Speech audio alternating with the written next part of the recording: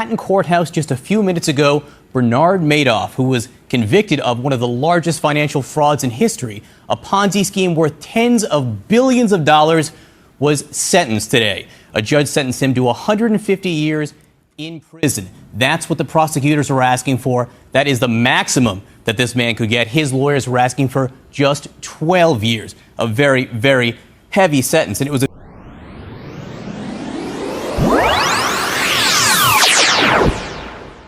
In the world of high finance, where fortunes are made and lost in an instant, few names command the level of trust and admiration that Bernard L. Madoff once did. A former chairman of NASDAQ, a pioneer in electronic trading, and a financial mastermind. At least, that's what the world believed. But behind the polished facade lay a deception so vast, so devastating, that it would become the largest Ponzi scheme in history. This is the story of Bernie Madoff, the man who stole billions, shattered lives, and exposed the deep flaws in the financial system. Before dawn, Bernie Madoff started the journey from penthouse to courthouse. The disgraced financier's last car trip through Manhattan as a free man, tracked by helicopter. The mastermind behind the world's biggest ever securities investment scam, finally facing justice, as well as a few dozen of those who lost their life savings. There's 3 million us, my mother, about 10 million, my sister, about $1 million. All gone. Prospects of recovery from the government, nil. Bernard Lawrence Madoff was born in 1938 in Queens, New York. From humble beginnings, he built Bernard L. Madoff Investment Securities in 1960. A firm that would grow into one of Wall Street's most trusted names. A leader in market making, Madoff was an early adopter of electronic trading, solidifying his reputation as a financial innovator. He cultivated relationships with the rich and powerful, gaining their trust and their investments.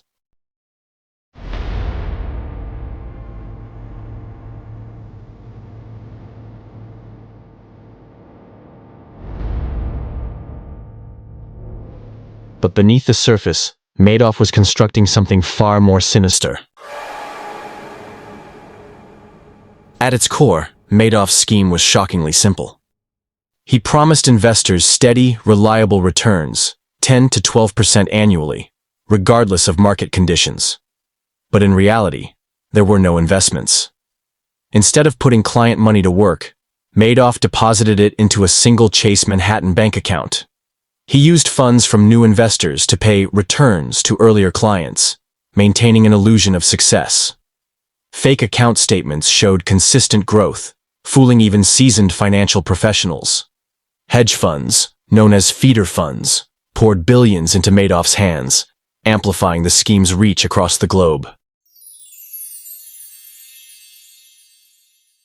What's next? I'll tell you what's next. Bernie Madoff. Bernie Madoff is a Wall Street stockbroker who stole $50 billion from people. He's on a bail right now. Why? I have no idea. This guy's done everything except confess to the freaking crime, yet the government can't get him into a courtroom till February. You freaking kidding me? While he's on bail, he mailed $1 million worth of jewelry to his family. The deception worked for decades, but all illusions eventually crumble. In 2008, the global financial crisis struck, sending investors into a panic. Fearing losses, they rushed to withdraw their funds, billions of dollars that simply did not exist. With nowhere left to turn, Madoff made a shocking confession to his sons on December 10, 2008. "It's all one big lie," he admitted. The next day, his sons reported him to federal authorities, leading to his immediate arrest. The truth was finally out, but for thousands of victims, the damage was already done. The numbers were staggering. Madoff's fraudulent empire accounted for an estimated $65 billion in fabricated gains. In reality, investors lost approximately $20 billion in real money. Among the victims were high-profile celebrities like Kevin Bacon, Steven Spielberg's foundation, and Nobel laureate Elie Wiesel, whose charitable fund was wiped out. But the greatest suffering fell on everyday investors.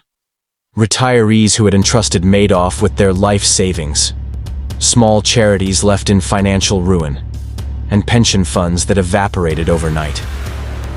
For some, the loss was too much to bear. A French investor, Thierry Magon de la Villouche, who had lost $1.4 billion, was found dead in his office. Madoff's own son, Mark, took his own life in 2010, unable to escape the shadow of his father's crimes.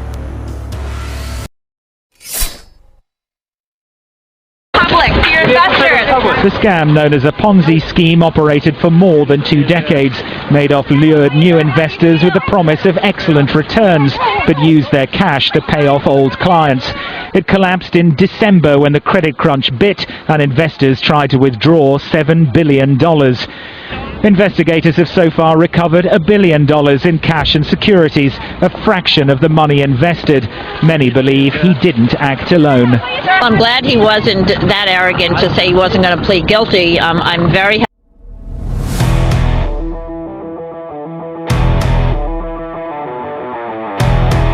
For years, the signs were there, blinking like warning lights in the night. Financial analyst Harry Markopoulos had sounded the alarm as early as the year 2000. He presented undeniable proof that Madoff's returns were mathematically impossible. Yet, the SEC failed to act. Why? A mix of incompetence, regulatory blind spots, and over-reliance on Madoff's reputation. Audits were superficial. Investigations were inconclusive. And the scheme continued to grow, unchecked, for decades.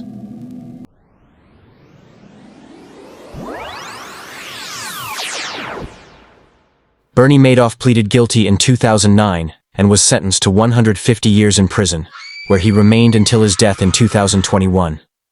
The court-appointed trustee, Irving Picard, worked tirelessly to recover lost funds. By suing feeder funds and others who profited from the scheme, he managed to recover over $14 billion, offering partial restitution to victims. But the scars remain. Lives were ruined, trust in financial institutions was shattered, and a glaring question was left behind. How could this happen?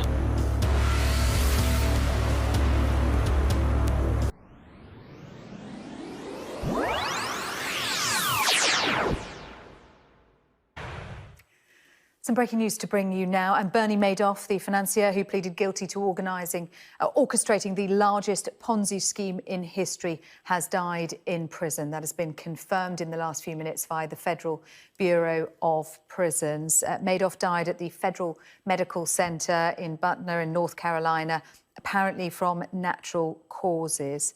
Last year, his lawyers had filed court papers to try and get the 82-year-old released from prison during the COVID-19 pandemic.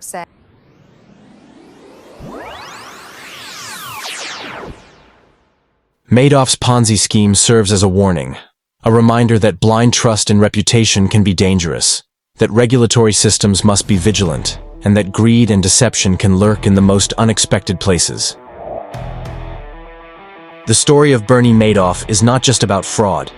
It's about the consequences of unchecked power, the vulnerability of human trust, and the devastating ripple effects of financial crimes. Because in the end, the greatest lesson is this: if something seems too good to be true, it probably is.